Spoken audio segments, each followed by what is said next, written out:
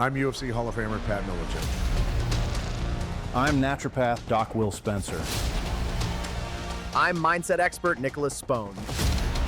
If you're on a mission to heal your soil and grow nutrient-dense food, you've come to the right place. We are the Soil Saviors.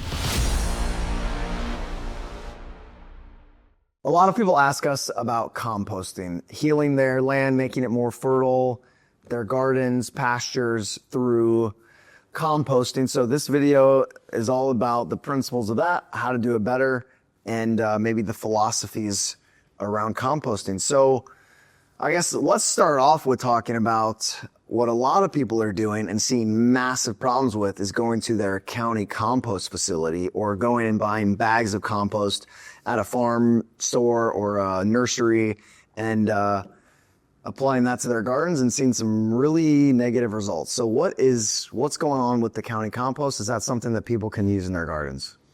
Oh, well, my interactions with county compost facility directors and conversations, sitting down with them at their facilities, I'm not going to mention where, anything like that, but people with a lot of experience, 20 years, 25 years experience at a compost facility and running that facility where not only the lawn clippings, which we know what goes into people's lawns, there's a lot of chemicals there, right? A lot of fertilizers, a lot of chemical fertilizers and herbicides and fungicides, things like that that are being spread by billions of pounds across America in the lawns and golf courses. So lawn clippings and then also the waste from the wastewater treatment facility, which has all the manufacturing chemicals because it's human sludge coming out of humans, of course. Manufacturing, agriculture, and massive amounts of pharmaceutical because 70% of Americans are ingesting pharmaceutical products and many are on 5 or more of them, right? So that's all ending up in our water system and then ending up in the human sludge and ending up in the compost facility. And then it becomes condensed in that composting process. And you've got nothing but heavy metals, synthetic chemicals, and forever chemicals in that compost. Very, very toxic combination. And we have politicians, we have customers with gardens. I mean, people all around the country calling us saying, I think I screwed up using this compost and I'm seeing problems from it. Well, think of this, and I'm not going to say what company they work for, but I'm going to say that they are a director of a very large chemical agriculture corporation, area representative, expert, who destroyed their entire massive garden with biosolids from the compost facility and ended up causing themselves a lot of problems. So they bought a box from us. They bought a box from us, yes, because they want to correct all the problems that are going on. Right. And so this is biosludge, biosolids, right? That's the term. That's the term for human waste that's going in from. Okay. So that's something to avoid. If you've used it, the Soil Saviors microorganisms and minerals can go into that and help fix that compost if it's been applied to a garden. Yeah, and well, actually, looking at your point, they not just fix it, but turn it into something very useful. Sure. Yeah, beneficial. So you're not just fixing a problem. Sure. You're turning that sludge, those PFASs, heavy metals, those chemicals that are in your laundry soap, personal care products, pharmaceuticals, you're turning all that into fertility to grow your food with. I mean, that's the power of what's in our bodies. And it sounds almost unbelievable, but we have tests from our customers that are using this exact biosludge, biosolid compost with our product and getting before and after results. Sure. All coming back. And this is where we're going to have detractors or critics who are going to say, wait a minute, that's, what you're talking about, you're converting something into something else. That's alchemy. That's impossible. Now imagine a chemist who I've had numerous conversations with chemists, for instance, and I'm not going to be critical of chemists, but I want them to take a step back and I want them to understand, agronomists, everybody, that you took something natural, comes from coal tar, for instance, or petroleum, and you converted it into something else. It went from natural into something else, synthesized. And to have the audacity to think that you're the only person who's capable of doing that when in reality, we're not doing the work of turning it back into what it was. That's nature or our creator.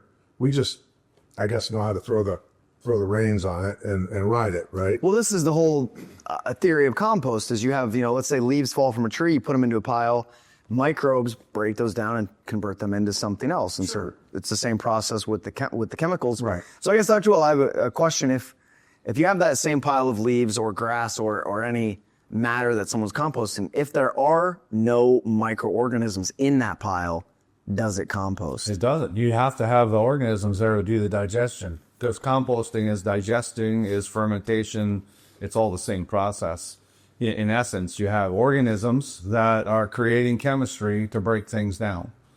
And that's part of the problem in these compost yards is they're depending on a theory or philosophy that there's organisms there to do this. And it's not happening properly because the natural organisms are not there like they used to be because of all the contamination. And so this is part of the reason why. So your simple question is, you need organisms to do the breakdown, digestion, or compost. So why can't I just go to my local garden center, get a compost inoculant, or maybe on Amazon, get a compost inoculant? I know a friend of mine that had an inoculant that was like one strain of a fungus, or I don't know. Yeah, some compost. Yeah, it was a mycelium. And so why can't I just go buy this like 12 or 13 strain inoculant, put that on my compost pile? You can, but the problem is those strains, those 12 strains, for instance, don't have the capacity to create the enzymes or exudates to break down these complicated chemistry that Pat was just talking about that was created in a manufacturing plant that is now in the compost or in the material going to the compost facility. These are complex molecules like glyphosates, like these heavy metals, like the pharmaceutical drug residues and pesticide residues that are making their way to the compost. That's complex chemistry. And most of these inoculants are not able to break that complexity down like ours. So they will break down leaves, grass, manure, mulch. So the organic matter, those can do okay with. They're designed to break down. That's what they normally do. But we don't live in a normal situation. We live in an advanced, highly complex chemistry, out of balance situation right now. And on top of that, when you think about the limitations and the mining that's gone on with the soil of growing food over and over and over for decade after decade and mining all the nutrients out of the soil, well, you can put microbes down on that soil with no nutrients left in it, and they're going to either go dormant or perish because there's nothing for them to feed on and to flourish from, right? So there has to be both to begin with. So I could take a compost pile that's very nutrient deficient. There's organic matter there, and as he just mentioned, that the microorganisms, the probiotics that can ingest those certain natural organic matter, they're going to survive, but not the diversity that we want. Right? So let's talk about, I guess, an ideal strategy might be to get a compost pile that's got manure, mulch, grass clippings, leaf clippings, Blood, yeah. So feather meal, everything. Yeah. we can put a lot of this stuff into a pile. But that pile, if that ecosystem doesn't have all of the trace minerals necessary for an animal or a human or a plant to thrive, Or even a foundational level of it. yeah, if it doesn't have it, it's still going to be deficient, right? Very. And so even if you add those microorganisms that are going to break that down, you need the minerals to make that a really rich, sufficient pile. So then we can add in the minerals, the extreme, the range of microorganisms, not just the 12 that are then converting any chemicals that might be in that to carbon bonded colloid minerals. Now we've got a pile that breaks down faster, breaks down chemicals, and is And it has the 90 essential nutrients. It has the 90 essentials throughout the whole pot. So in both of your opinions, if someone is not adding those trace minerals, not adding the extreme microorganisms, the compost is just carbon, right? And that's not necessarily. It doesn't even get broke down that far. I mean, you got to have the range of the organism. It won't even break it down. I've composted from bottom material to do experiments 30 years ago, even. in farm country in Minnesota. I bought basically a whole dump truck load of what they would be hauling to the local compost facility. I put it in a pile, just let it sit. And then over the winter into the next year, and I took the loader and I pushed it apart to see what happened, because it didn't do anything. It steamed a little bit, but hardly at all.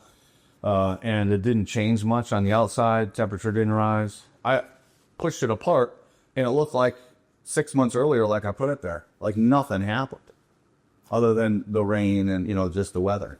So because you have all that adverse chemistry going on, you have deficient organic matter and no microbes that could break that stuff down. Interesting. So let's talk about, I guess, the balance that needs to go into a compost pile. So I've got a garden, maybe some pastures, a couple fruit trees. Most of our customers are kind of that hobby farmer. They're putting together a compost pile. How do they make sure it doesn't get out of balance, where it's not too much manure or too much of one thing, too acidic or too alkaline? I guess, what are the strategies to create a really rich, balanced compost pile to include the Soil Saviors product once it's put together?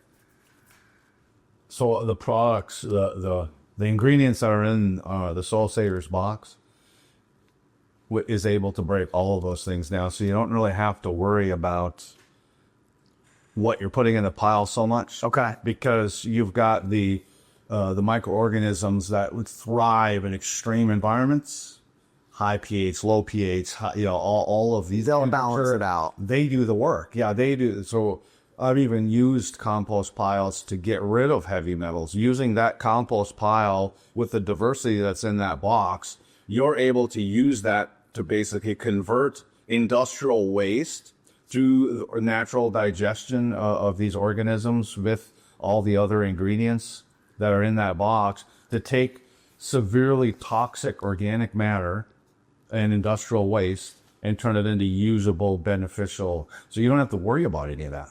So that's where in the regenerative space right now, composting is really big, and they're trying to adjust things and worry about all this. We got to have so much of this. We got to have leaves. We got to have sticks, and we got to have. Well, yeah, that's what I'm asking. Blah, blah.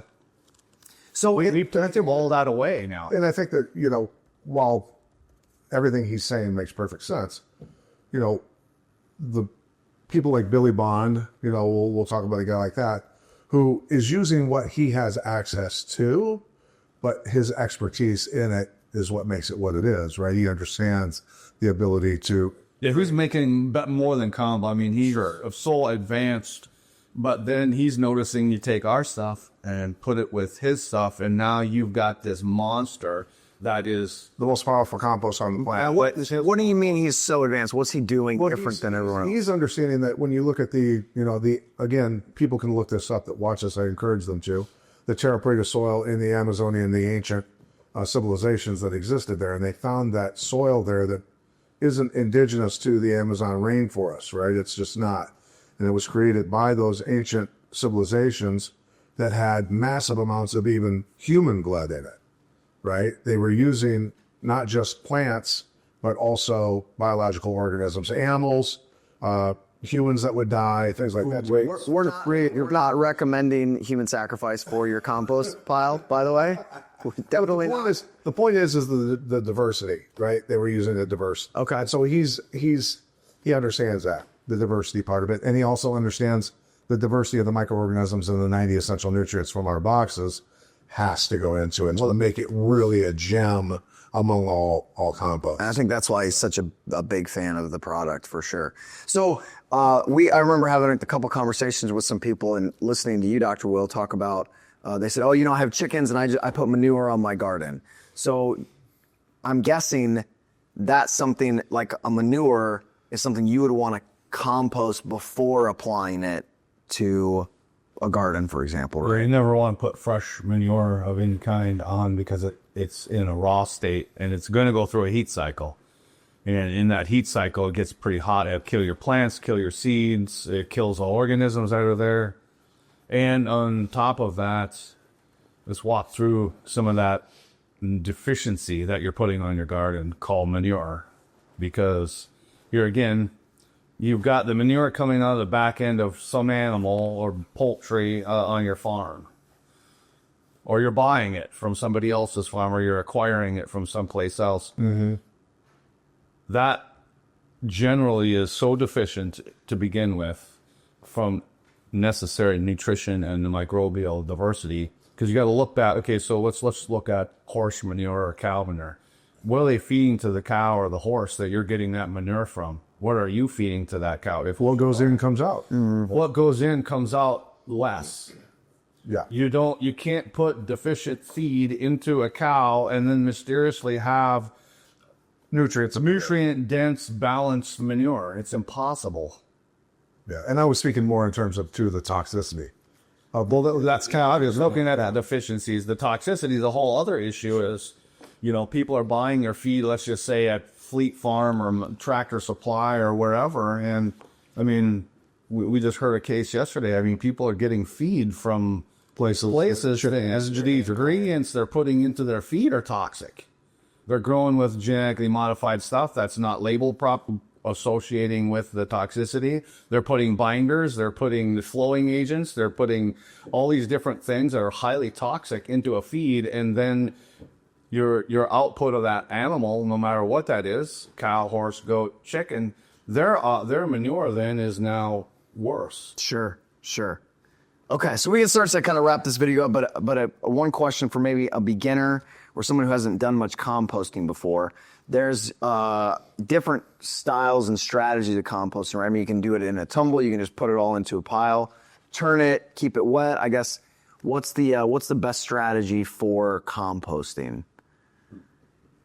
I don't think there is a best. I think it has to do with your situation and because you can compost well in all those different situations. I mean, I've worked with big chicken growers that put all their dead chickens into this tub that's bigger than this room, down to the little ones that are 5-gallon buckets that that turn, to windrows that are a quarter mile long, to piles that are as tall as this building. It depends on your situation. There's no wrong answer, in my opinion, when you have our stuff anyhow, because it works in all of those situations. Is it supposed to stay wet and turn over, I guess, is it? Well, ultimately, there's you got to have moisture in order to have microbial activity. You got to have the conditions, but you can get those conditions in every different compost opportunity. Whether it's a windrow, whether it's getting turned or not, whether it's in just a pile and you're turning the pile, whether you don't even turn the pile, you just let it settle and add more. It doesn't really matter, because our products, our microbes, live in all those different environments well and break all that stuff down. So you're having digestion happening constantly. All right. Well, this has been very enlightening. And I think just important to reiterate, the Soil Saviors box has the minerals that the ecosystem is lacking, has the microorganisms from all over the world that thrive in extreme environments and break down those synthetic chemicals, which your compost inoculant from the store is not going to have. Right. And so this speeds up the process, creates rich you're adding the carbon, we're adding the minerals and the microbes to make a really awesome, nutrient dense, beautiful compost. Yeah. So, okay. Well, thanks, gentlemen. Any last thoughts? No, but we want testimonials from when they treat their compost piles, how that speeds things up and changes the quality of their compost. They're gonna realize it. They'll be able to tell us. It won't take long, and happy composting. Sure. If you have any questions, leave us a comment and we will respond as quickly as we can. Thank you for listening to the Soil Savers podcast. To learn more about the Soil Savers mission, or to buy Soil Savers products and restore the health and vitality of your land, livestock, pets, bees, and wildlife, visit soilsaviors.org. This content is for educational and entertainment purposes only and is not intended to be used to treat, diagnose, prevent, or cure disease in plants or animals. Always consult qualified professionals before making decisions related to your soil, livestock, and farm management.